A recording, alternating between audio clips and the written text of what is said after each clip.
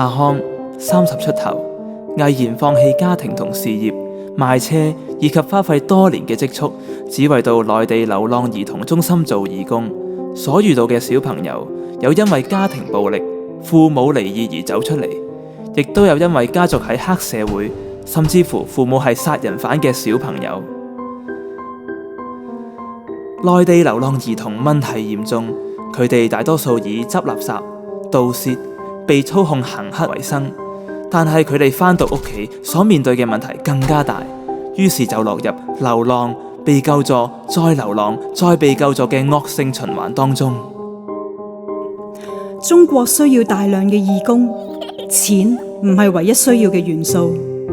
關懷、了解、明白、知識，呢啲都係錢買唔到嘅。我哋可以透過捐款嚟起一間學校，但係去邊度揾一位老師呢？一位義工到內地兒童中心嘅所見所聞，在家不好，與流浪兒童在一起。